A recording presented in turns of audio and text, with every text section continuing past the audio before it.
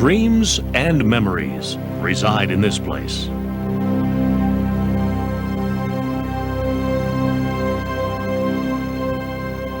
And after 75 years of playing baseball here, some of those memories still ring off the red brick and tumble from the ivy. Attention, please. Have your pencil and scorecards ready, and I'll give you the correct lineup for today's ball game. The battery for the Cubs, Bush and Hartnett. Fastball swung on, that baby is hit hard, right field, way back. Home run for Billy. He drills one into the right field bleachers. Boy, did he kiss it. He swings at a drive. Liner left field. It is. There it is. Mr. Banks has just hit his 500th career homer. He is getting a standing ovation. In 1989, a new dream came to life at Wrigley Field.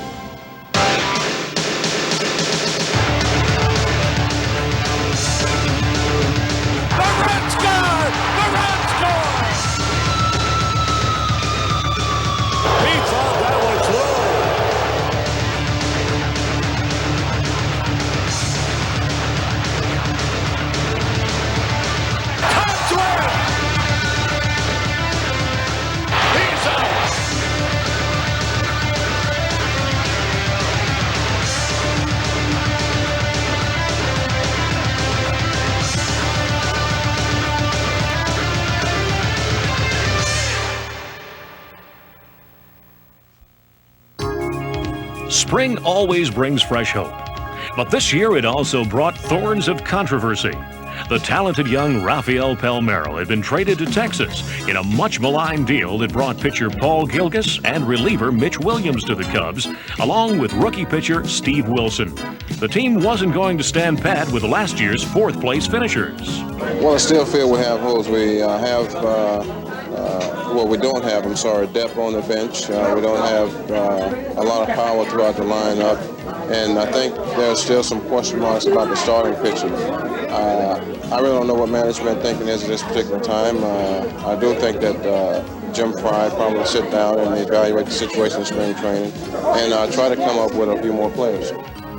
The Cubs were certainly strong at several positions. Second baseman Ryne Sandberg was back for his 8th season, and Sean Dunston was staking a claim as one of the outstanding shortstops in the National League. The pitching situation was still up in the air, and the team didn't win many exhibition games. Don Zimmer took his team north, unsettled and uncertain. On April 4th, the Chicago Cubs presented themselves for the start of the 75th season of baseball at Wrigley Field. Fans in and out of the ballpark would witness a remarkable debut that day when Zimmer called for his new left-handed relief pitcher in the 8th inning. And so Mitch Williams took center stage at Wrigley Field for the first time. It was Mitch who had been the key to the Palmeiro trade, and all eyes were on the new reliever. In the 9th, he loaded the bases with no outs, then righted himself as he struck out Mike Schmidt for the first out of the inning. When he got Chris James swinging, the stage was set for a dramatic conclusion against the Phillies' Mark Ryle.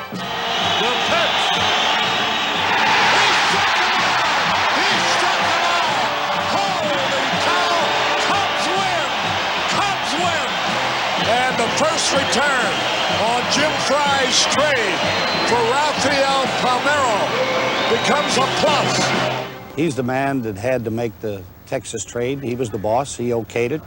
He just got raked over the coals. There's no question about it. We thought we made a good trade when we made it. And, of course, today we don't hear too much about it. All Mitch Williams did was go out and record 6 saves in the Cubs' first 10 games. And he became a formidable new character on the team. Say something, dude. Mitch, you is very crazy, dude. He said, Mitch, you're an outstanding individual. This was a lefty in the classic southpaw mold. Unpredictable and a little off-kilter. Cub fans immediately took to the man they called Wild Thing. Wow, wild thing. You make my heart sing. You make everything groovy. Wild thing, I think I love you. Hey, go Wild Thing!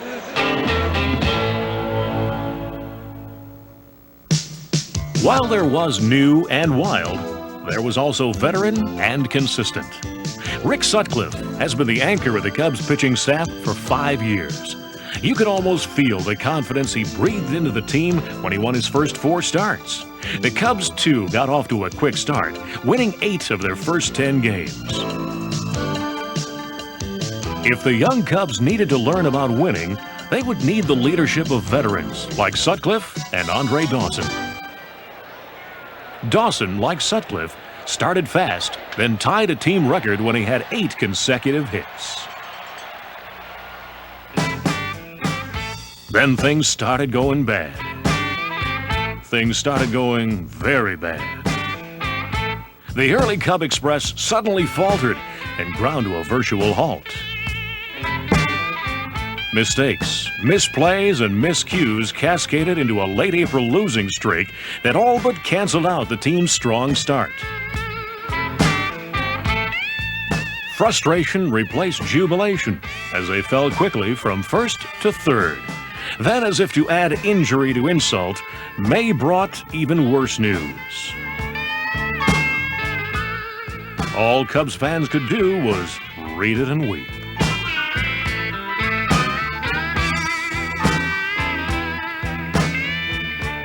And the bad news kept coming.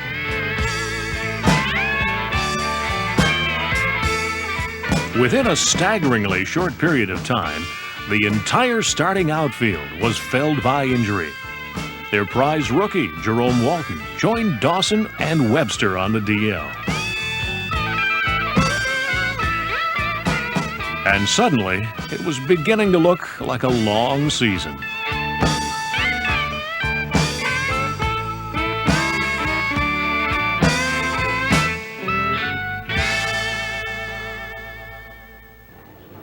By May 15th, the Cubs were looking for help and to stop a 5-game losing streak.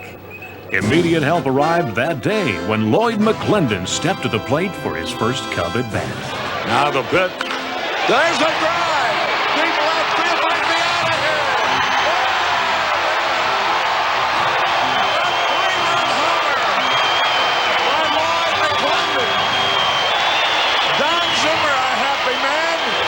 Don Zimmer's probably saying, Lloyd, where have you been all my life? Nice to have you on the ball club, and what a way to be welcomed on the club. You never know what might have happened. I know that I looked up and I had 3 outfielders playing regular for me, and within 3 days' time, they all 3 went on the disabled list. Not too many people talk about that, about us having injuries, because we overcame it. Dwight Smith hit 370 for 3 weeks. McClendon hit 350 for 3 weeks. DeCenzo caught everything that was hit out there, and we won. Now, what would have happened if our 3 regulars hadn't got hurt? I don't know the answer to that, but I do know the guys that did come up from Iowa, they did a great job for us, and that's kind of been the thing that's happened to this ball club all year. What also happened this year was the emergence of pitcher Mike Bielecki. The journeyman right-hander established himself as a quality major league starter, and his surprising success buoyed a struggling team. We had a lot of injuries on our ball club that could have really sank us. When we lost our whole outfield, we lost our main cog in our wheel and Andre Dawson, but we just didn't let it drag us down, and we went out there and kept battling. We got some guys that came up from AAA and just did the job. We got a lot of guys that weren't expected to do as well as they have, myself included. I was never really that successful at the major league level outside of this year. By late May, it seemed like some of the pieces to the puzzle were finally falling into place. Busch Stadium in St. Louis is enemy territory in spite of Cub infiltrators. But on June 4th, Sean Dunston made himself right at home there when he blasted 2 home runs in an awesome display of Cub power. Mitch Webster, back off the disabled list, also hit a homer. And Ryne Sandberg belted 2 more. The Cubs hit a total of 6 home runs to set a Busch Stadium record. Additional fireworks were ignited when Mark Grace felt that Frank DiPino was trying a little too hard to prevent more damage. In the ensuing scuffle, Grace suffered a separated shoulder. It would put him, too, on the disabled list. Cub bats continued to burn the next day, back at the friendly confines. Rookie Dwight Smith hit his first Major League home run in a 15-3 rout of the New York Mets, who had been widely picked to coast to the division title. 3 days later, Rick Rona provided the heroics with a 10th-inning squeeze bunt that drove in Lloyd McClendon with a winning run. The Cubs took 3 of 4 games from the mighty Mets and extended their first-place lead to 3 games. Once again, things were looking good for the Cubs and Don Zimmer. And people everywhere were starting to look at Don Zimmer and his surprising Cubs. The second-year manager had the team scrambling and scrapping all year for runs and for outs. When general manager Jim Fry hired Zimmer a year ago, some said it was only because they were friends. I just happen to know Don Zimmer real well for a long time, but I know a lot of people for a long time, and they ain't going to manage the Cubs. I got him because he's a good manager, that's all.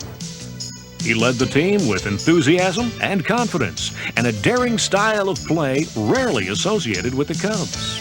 We squeeze bunt, we push bunt, we hit and run, we steal home. Vance out after this one, swings and misses as the Cubs start the runner trying to steal home, and they pull it off. Well, you just let us play, go out there and play hard. You know, you make a lot of money, so 3 hours of your time is not going to hurt, so why not give 100%? Johnston singles into center. Now he's going to go for 2, and the throw is not in time. Don Zimmer makes you stay on your toes, believe me. There they go. Swung and struck out. Double steal. I just come out here and manage the way I want to manage. I can't worry what people say when I do something unorthodox and it doesn't work. Naturally, there's criticism. He's so into the game and how things work that he will always explain it to you later and give you the whole rationale.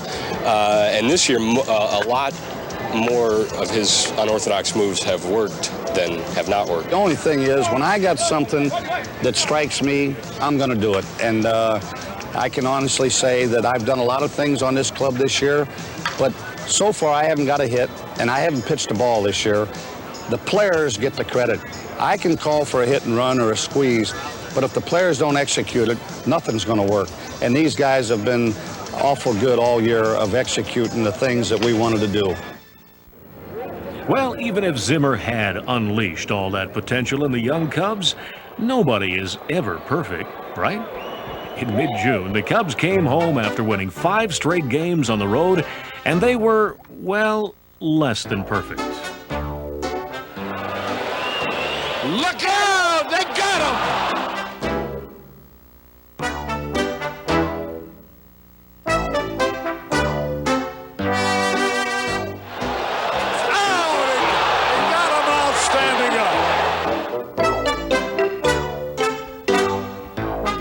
They lost 6 games in a 6-game homestand against the Pirates and the Expos, and they fell out of first place for the first time in a month.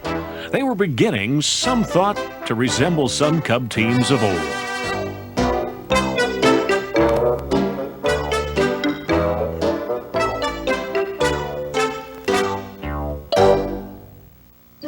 Wrigley Field has many pleasures, too. And one of them is the irrepressible broadcast voice of the Cubs, Harry Carey. And the sound of Harry is a popular tune around Wrigley Field. Desert Drive, holy cow, it might be out of here. It is, it's out of here. Way back, it might be, it could be. It is, it's out of here. Home run, holy cow. Well, those aren't bad, but here's the real thing.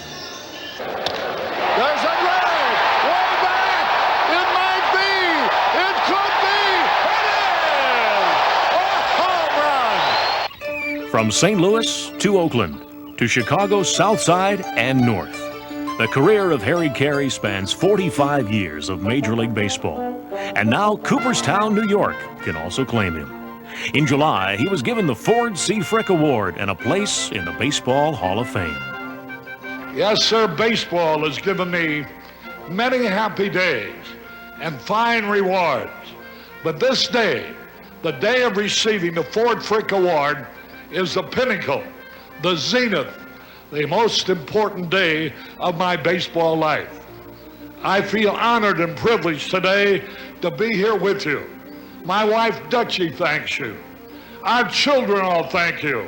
And from the very, very bottom of my heart, I thank you. Thank you very much. And so he joined other immortals in that little town where baseball legends and treasures are kept. And in Chicago, there were many a hearty salute and fond hopes of hearing Cubs win many more times. In July, the Cubs did win, sometimes with late dramatic flair. On the 20th, they trailed the San Francisco Giants 3-0 in the bottom of the ninth with Steve Bedrosian pitching. But the Cubs had gotten 2 men on base, and with 2 out, Dwight Smith came to the plate. And the 0-2 is hit into right field for a base hit. Maldonado fields it on a hop. The throw comes through, and it's off man Waring's glove. And what that means is that the tying run goes to second. That then brought Kurt Wilkerson up to the plate. And the 0-2 to Wilkerson is hitting to left field for a base hit. 1-run scores. Sheridan up with the ball. His throw home. The Cubs tie the game. Sweet as it was to tie the game, it still hadn't been won or lost. In the 10th, Les Lancaster came on in relief and retired the heart of the Giants' batting order. But he wasn't done yet. With the score still tied in the 11th inning and Wilkerson on at first, Les did even more. And that's hit fair down the left field line. Wilkerson on his way to third. Wilkerson being waved in. Here comes Sheridan's throw way up the line. The Cubs win it. The Cubs were once again back to winning ways in a season that was beginning to resemble a roller coaster ride. The next day, Dwight Smith did a nice little transition from swinging to singing. Through the night that our flag was still there. Oh, say does that star-spangled banner yet wave o'er the land of the free and the home of the brave. Eat your heart out, Carmen Fansone. At the end of the month, the Mets came to town.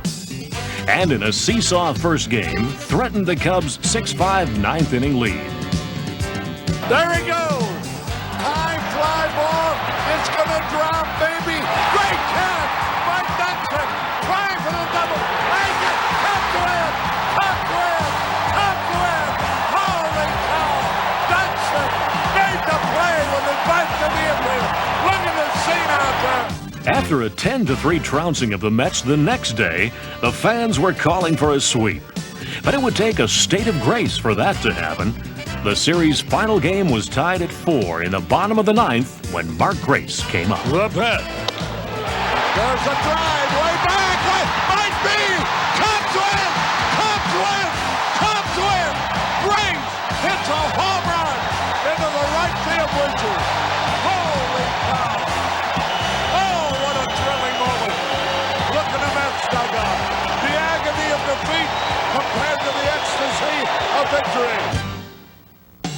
The man who had amazed the amazing Mets was the man they called Amazing Grace. The runner-up in last year's Rookie of the Year voting had become the Cubs' leading hitter and a young star on the rise. He's an outstanding player. He's an outstanding hitter.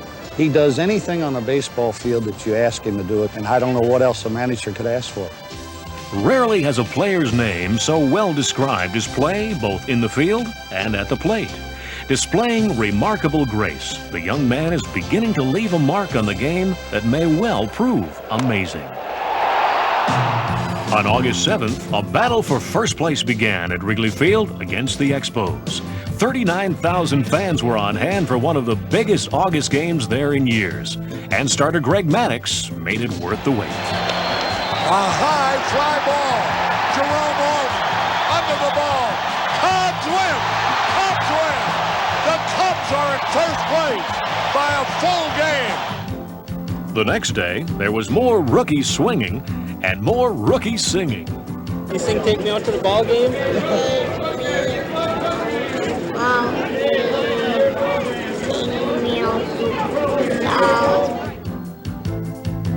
Well, swinging a little more freely was Jerome Walton, who was attempting to set a Cubs rookie record for hitting in consecutive games. There's a drive! Way back! It might be out of here! It is!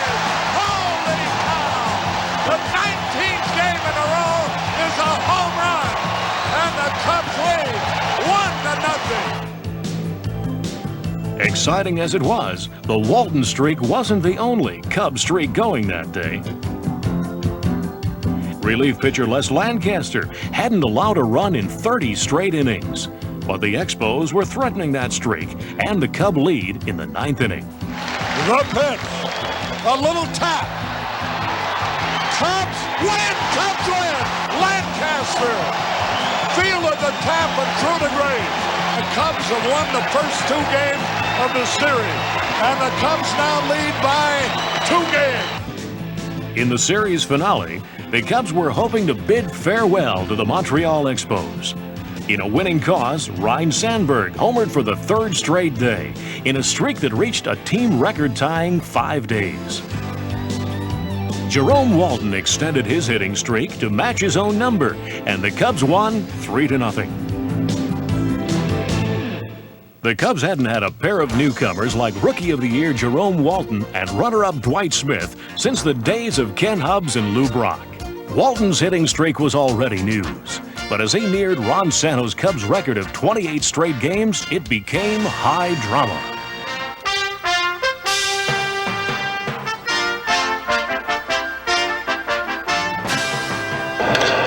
There's a drive that's it.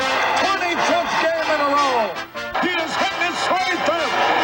Now his 26th straight game. He has hit safely in his 27th straight game. Holy cow. He beat the pitcher in a race for the bag. That is 28th game in a row. He has tied Ron Santo for the longest hitting streak by a Cub. And then the record breaker. The base hit! He got it! The 29th straight game for Jerome. No other Cub player. All those great hitters have had. Nobody ever hit in 29 straight games. A low looping liner. He's gonna beat it out. He does! A base hit! The 30th game in a row. The Jerome Walton has hit safely in. Holy cow! The streak assured Walton of a place in team history and the Rookie of the Year award. Another dramatic 9th inning rally in Cincinnati preserved Rick Sutcliffe's 13th win. Rick had been driven from the game in the 8th by a 2-run home run that gave the Reds a 2-1 lead. The ace of the Cincinnati bullpen, John Franco, came in, and in the 9th, retired the first 2 Cub batters. Then, after loading the bases, he had to face the red-hot Jerome Walton.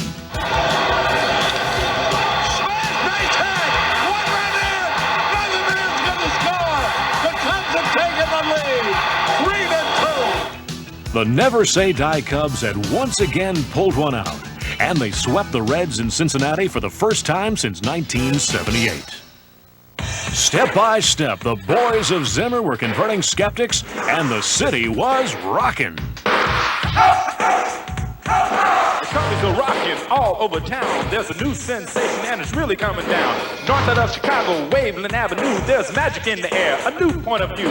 It's been a long time now, too many years, too many losses and too many tears. But that's all over now, gonna give it to you straight. The Cubbies are winning and man, it feels great. Cubbies are rocking. Cubbies are rocking. Walton and Smith, man, they got the speed with Sandberg and Grace. What more do we need? Balecki and Maddox, firing away. Sutcliffe on the mound, what more can we say? Now Mitchell's the man, Wildfinger's his name. He comes in late to save that game. He goes to Damon or Joe behind the plate. They call him safe before it gets too late. Cubbies are rocking. Cubbies are rocking.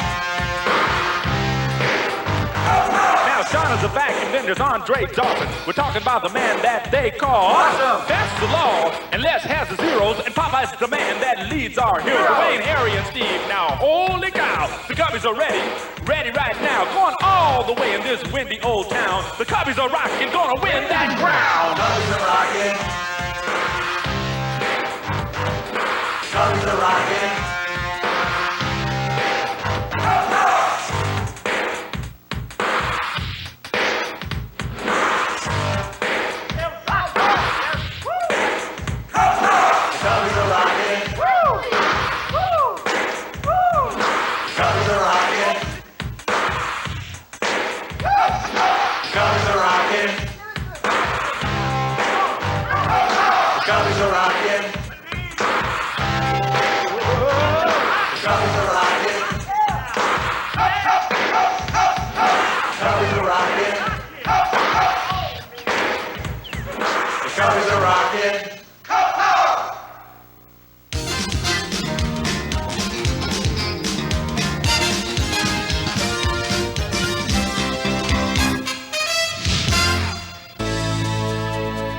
Damon Berryhill's strong first half of the season helped solidify Cub catching and put another potent bat in the lineup.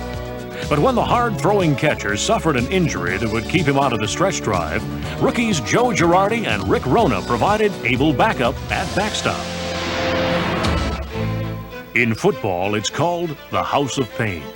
And for the Cubs, the Astrodome has always been torturous.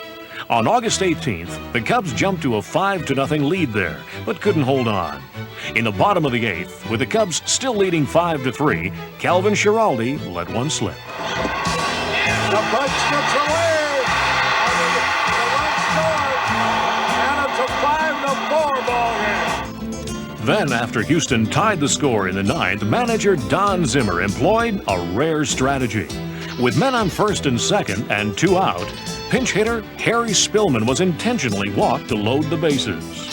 Now, a pass ball, a wild pitch, a base on ball would end the ball game. And that's exactly what happened. The game is over. He walked it. What started out to be a great Cub victory winds up a painful defeat. Because this is a game you really kind of handed them. The pain continued for 2 more days, with the Cubs suffering consecutive 8-4 defeats. On top of that, the last game ended on a 9th-inning grand slam off Mitch Williams. The following week, the Astros came to the House of Ivy and learned that turnabout is indeed fair play. But the first game started as painfully as the recent Astrodome experience.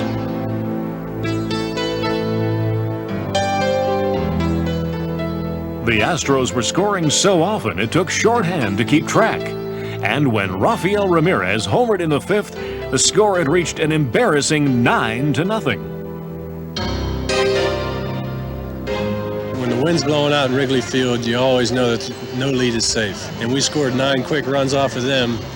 And when you're in that situation, you know it can happen the other way.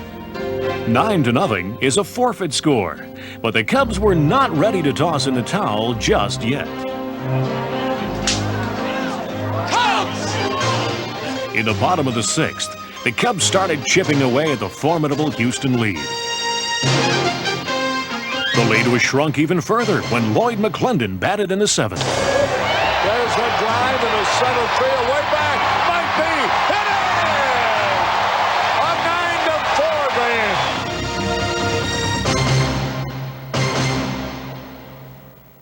But the Astros looked like they had no intention of stopping at a mere 9 runs.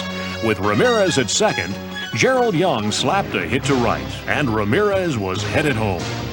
Dwight Smith's throw to Joe Girardi nailed him, and the Astros would score no more. In the 8th, Ryne Sandberg got things cooking with an RBI single that scored Girardi. McClendon followed with a hit that drove in Jerome Walton to cut the lead to 2 runs.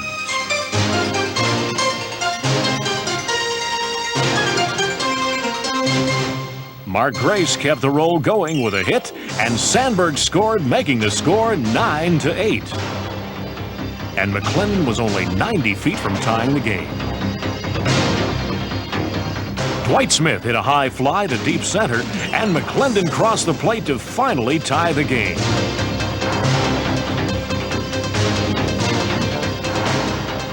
Then, in the bottom of the 10th, Dwight Smith delivered the goods again.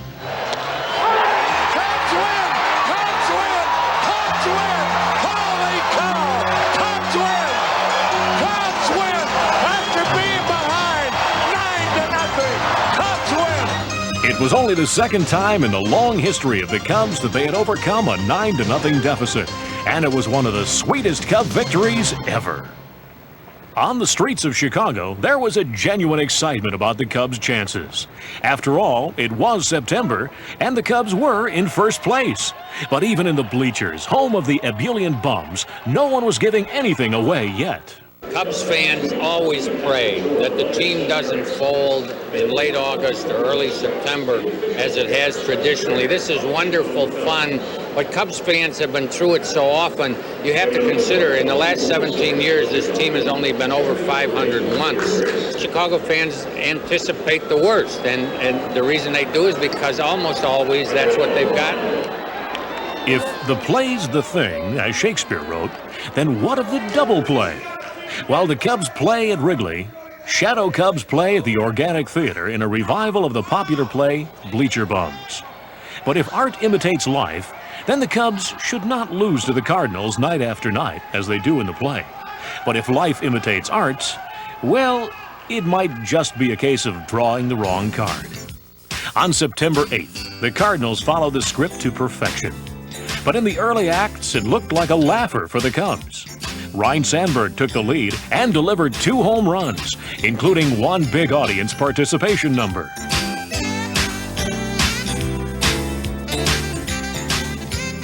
The Cubs had a 7-1 lead in the 7th. Then the plot twisted. Pedro Guerrero followed the stage version of the Cubs versus the Cardinals. His 8th-inning homer capped a big Cardinal comeback and closed the Cubs show 11-8. Pedro enjoyed the bows, even if the audience wasn't calling for them. I think that game sort of kicked us in the butt, that game that I came in and blew. I mean, that's all it amounted to. The team played fine. We had a 7-1 lead against McGrane, and they come back and beat us on a Friday, and everybody kind of said, well, that's the end of the Cubs. Now the Cards were just a half game out of first, and you can't shave it much closer than that. The newly acquired Luis Salazar came to bat in the next game with a man on and the score tied in the 10th.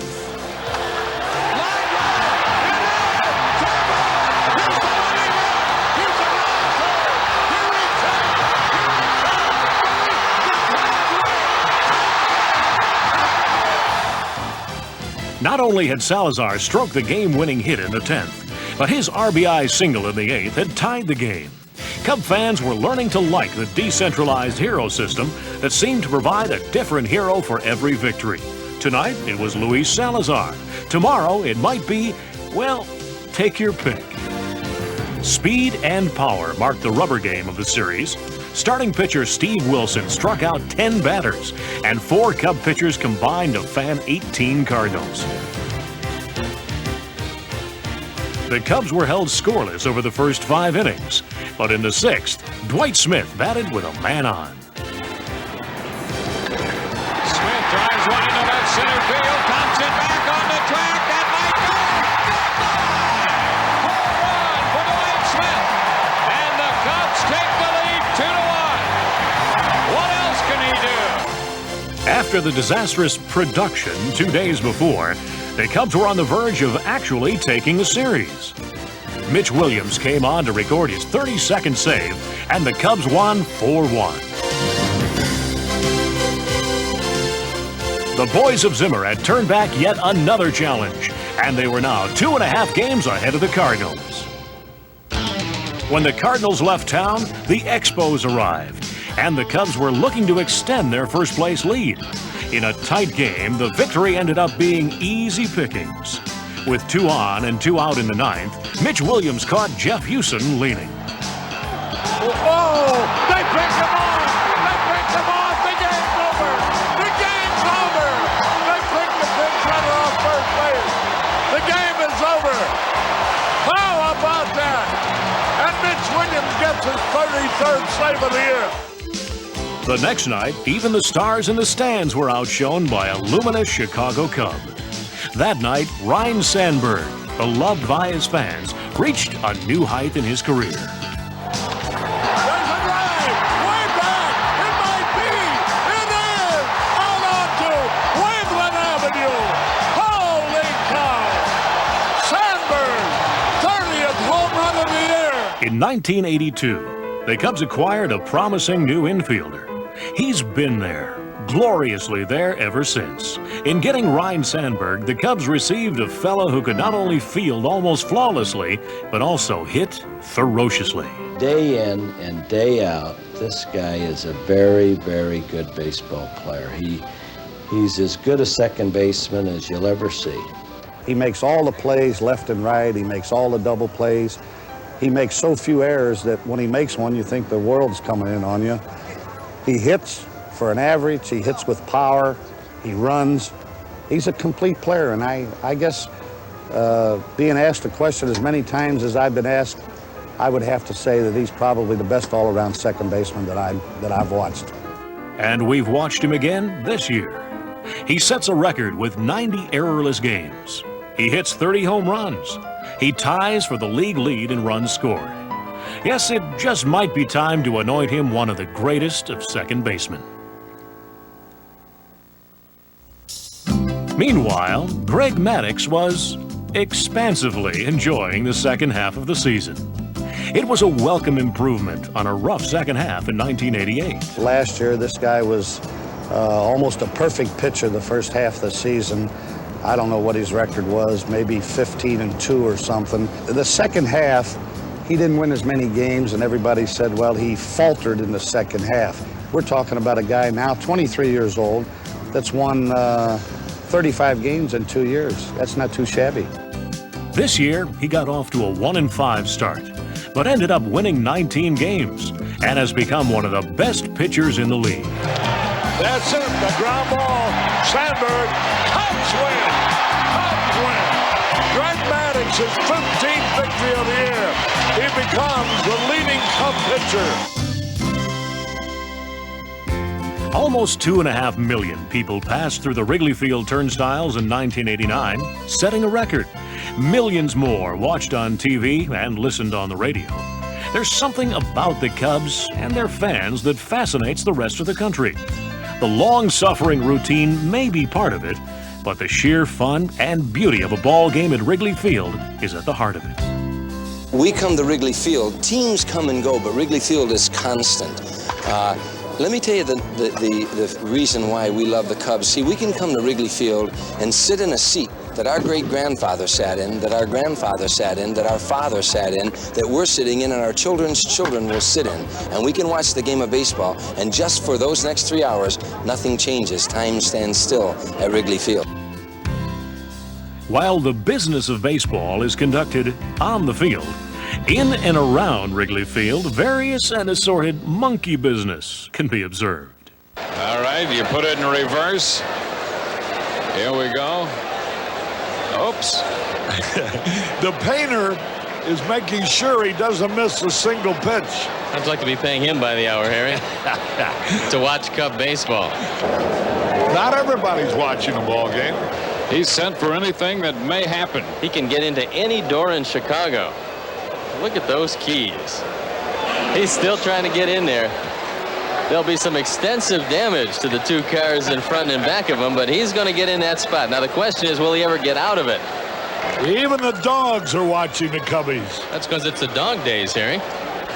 Well, that's a funny sight. Got to keep them busy at the old ballpark. This is great. Bang, bang, bang. The war is over, by the way. He's been flying around for a long time. Be careful, Bruce. He's trying to chase it with his cap. There he goes. There is the Spider-Man of Sheffield Avenue right there. And the finale. He did it. Tickets are tough to come by, and sometimes it's just good to be in the vicinity of the ballpark when you're watching games, waiting for fly balls to go over the fence. On September 21st, Andre Dawson sent one over the fence. Airman. There's a shot deep to left. Way back. Kiss it. Goodbye. It's a fair ball and a home run for Andre Dawson. It's across the street, and the scramble is on. A 3-run blast for Andre Dawson. And it looked like the mailman got it. Andre Dawson delivering the mail, and the mailman getting the baseball. I was riding down Waveland Avenue. I dropped the package off, and as I approached the corner where the ball was hit, I saw my friend. And he asked me, he said, "What is you doing?" I said, "I come to catch a home run." And as soon as I said it, boom, here come the ball over the fence. I saw the man scramble for it. I saw the ball kick loose, so I figured I had a chance to go get it. So I went for it. I kind of used the left forearm to keep them back, and I gave it a slight kick, and it bounced back to me. Not slow pitch, nor fleet one, nor room in right shall stay him from his appointed round tripper. What could be more beautiful than an autumn day at the ballpark when your team is in first place and all is right with the world? But the Pirates didn't think so, especially when Mark Grace drove in Marvell Wynn in the first inning. Mike Bielecki won his 17th game. Mitch Williams saved his 35th, and the magic number was reduced to 5. Saturday's game was a little chillier and a little closer. The score was tied 2-2 with Kurt Wilkerson on second in the bottom of the ninth.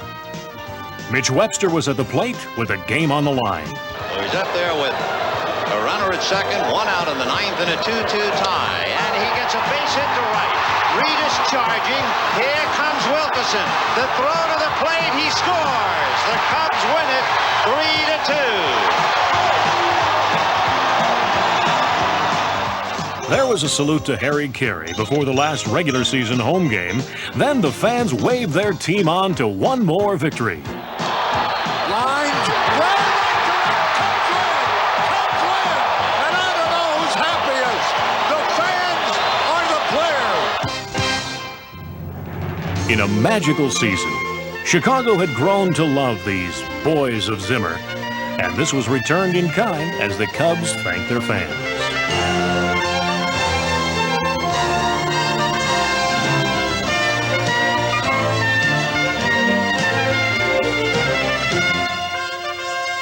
Everyone seemed certain there would be more home games soon.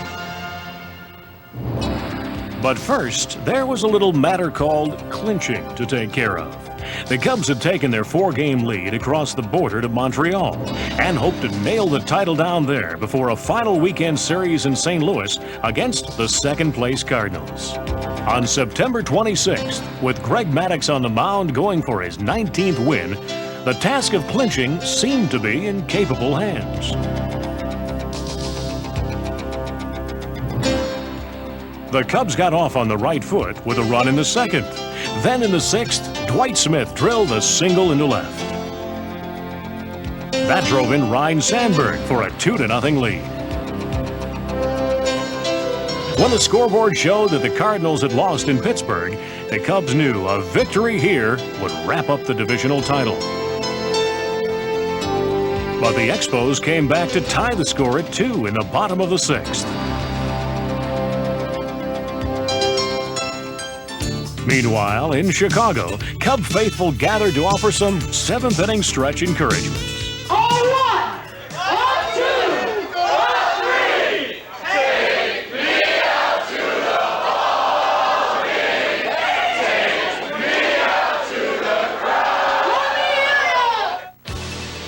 Well, it was long distance, so it wasn't until the eighth inning that the rally vibes arrived. There he goes. There's a drive into right field. He's on his way to third. There's fumble now. Here he comes. He's going to try to score. Save! The Cubs have taken the lead. Then, with perfect symmetry, the pennant race ended the same way it began, with Mitch Williams coming in relief to save a Cub victory. 1 ball, 2 strikes. A pitch. Hey, Cubs win the division! Cubs win the division! Cubs win the division! Then the long-awaited celebrations began all over Chicago and in one room in Montreal. I can't believe this. This is unbelievable. We did it. 84, they said we were going to win. If we didn't win, we were going to choke. They said this team couldn't win, but we did. We just wanted to win this thing, so it didn't seem like we were back into anything. So we're the National League East champs, and oh, baby. You know, when the Cardinals finally got beat, we were in the 7th inning with a 2-0 lead, and I said, well, at least that's the best I've ever done in baseball. Was a tie in Boston, and then when we finally won the game.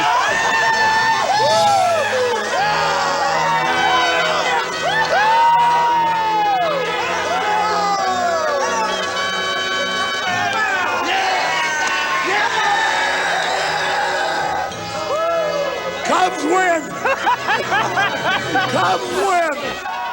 In Chicago, the celebrants were drawn to Clark and Addison to stand before the ballpark that symbolizes the Chicago Cubs, the champions of the National League East. I wish we were there. I wish we were there to celebrate with them. Unfortunately, we can't be there, but what a city and what fans. So they deserve everything. They stuck behind us when we was losing. Now we winning, and we came in this year with a so-so team, and now we stand on top so far. I just hope we continue. And Cub fans, this for you.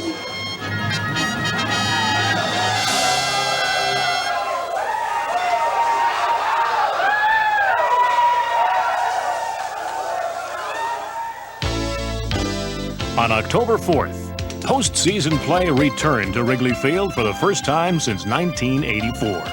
It was the Cubs against the San Francisco Giants in a best-of-7 series. Ladies and gentlemen, welcome to beautiful Wrigley Field for Game 1 of the 1989 National League Manager of the Year, Don Zimmer, had led the Cubs to 93 victories. When they met Roger Craig's Giants, it was as champions of the National League East. It was a dream that had really come true. But on the first night of the playoffs, it turned into a nightmare.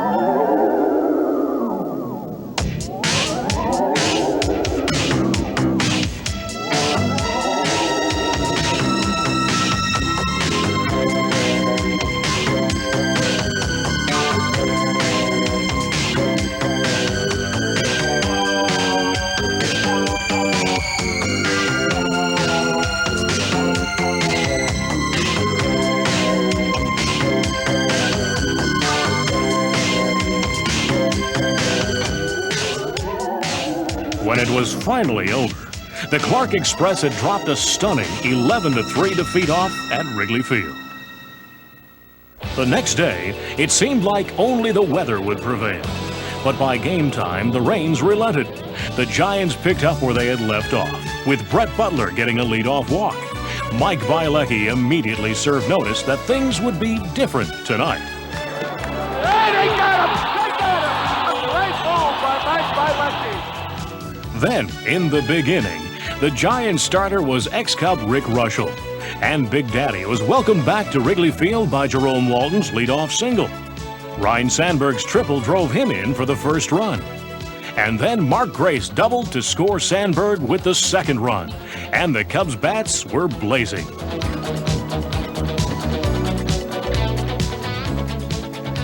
By the time the light-hitting Bielecki came up, it was 3-0 with the bases loaded. Bielecki padded the lead with a single to center that scored Salazar and Dunston. And now the Giants were staring at a 5-0 deficit. Just for good measure, Jerome Walton got his second hit of the inning, driving in Joe Girardi. In an astounding first inning, the Cubs sent 12 men to the plate and scored a playoff record 6 runs. But it wouldn't be all offense for the Cubs on this big night. In the third, Jerome Walton robbed Robbie Thompson in center field with a vine-rattling catch.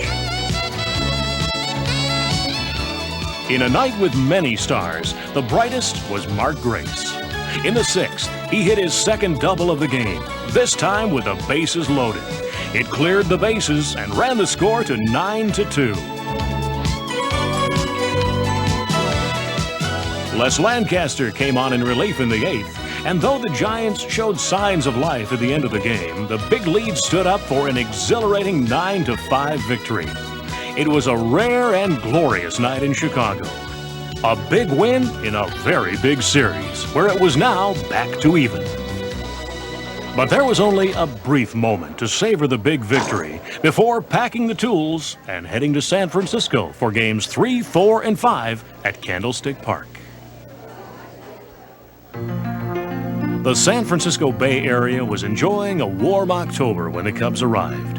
And, as everywhere, there were Cubs fans on the scene. We're an LA-based group of ex-Chicagoans living in Los Angeles. Go Cubs! Go Cubs! In Game 3, the Giants started Mike Lacoste in place of the injured Don Robinson, and he got into trouble early. A Lacoste wild pitch had moved Ryne Sandberg to third and Dwight Smith to second. Then Andre Dawson batted. There's a hit! 1 run in! Another runner on third! Dawson did it! And the Cubs are out in front, 2-0. But the Giants came right back and scored 3 runs off Rick Sutcliffe in the first. Then, with the Cubs leading 4-3 in the seventh, there were some pitching maneuvers. Les Lancaster came in with a man on first. There goes a runner. There's the drive into left field. Aldo might be out of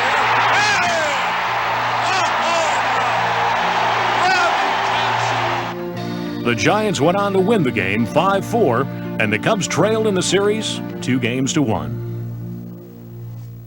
It was a great ball game. Great ball game tonight. It had everything. It was well played by both teams, and they got the last big play, Robbie Thompson's homer, and let's get them tomorrow. The series thus far had been a matchup not only of managers, but of red-hot first basemen. In the fifth inning of Game 4, the Cubs were trailing 4-2, but Jerome Walton was on at first base. Signs were passed and signals were sent, but the message was clear. Mark Grace should continue to swing his hot bat. There's a line drive into right center field. Grace with another hit. The ball skips by Sheridan and will go all the way to the wall. Here comes Walton in to score. Grace on his way to third. There will not be a throw, and the Cubs have the tying run at third. The Giants watched as Grace was followed to the plate by Andre Dawson.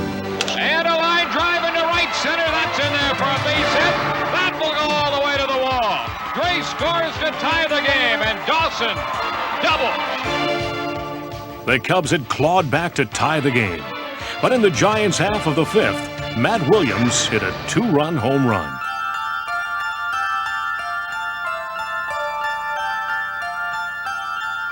The game ended 6-4, and now the Cubs were down 3-1. These guys have played like heck all year. Exceptional. They've done a great job. And all we can do tomorrow is come out here and try to win tomorrow to get back to Chicago. And that's what we'll try to do. On Monday afternoon, the teams met again at Candlestick Park. Rick Russell was back on the mound for the Giants. And in the first inning, he gave up hits to Jerome Walton and Mark Grace. But unlike Game 2, a promising start did not amount to anything.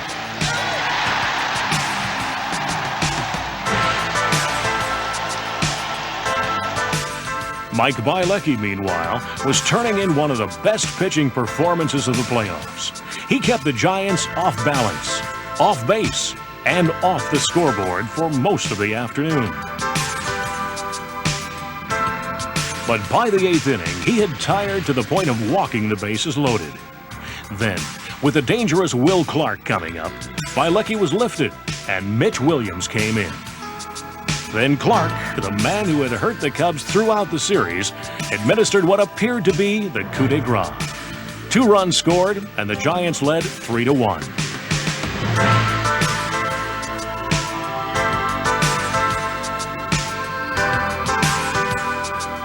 After Steve Bedrosian retired Sean Dunston for the second out in the 9th, it appeared that the season was about to end. The Giants were ready to celebrate, and the Cubs were feeling the walls closing in.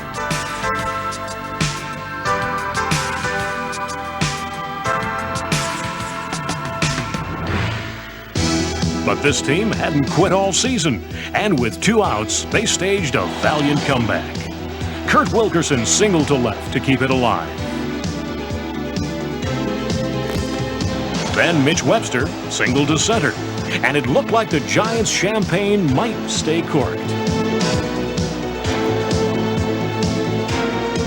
When Jerome Walton singled for the 3rd straight 2-out hit, the Cubs were only 1 run back. And it's a 3-2 ball game now.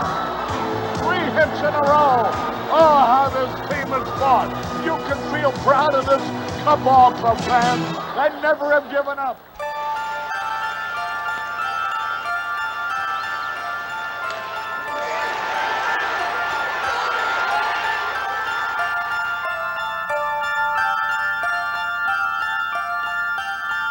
Images in defeat are poignant and revealing.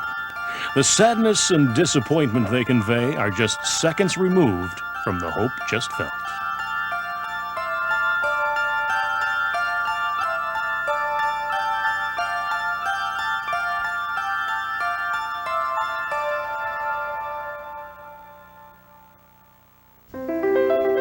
And so the dream ended a few games short of a miracle.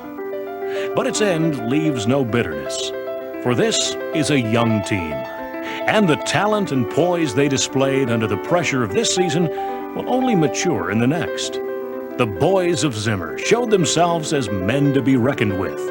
They have already been taken into the hearts of their fans, and the Cubs have taken the fans into theirs. We just have a great admiration and respect and appreciation to the fans.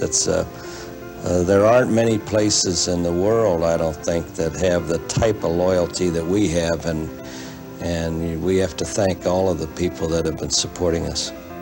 These Cubs showed that they could taste the sweet moments of victory, and that they are ready to drink from that cup again. They have earned a place in our hearts, even though this season's dream has ended. But dreams live on, both as memories and hopes.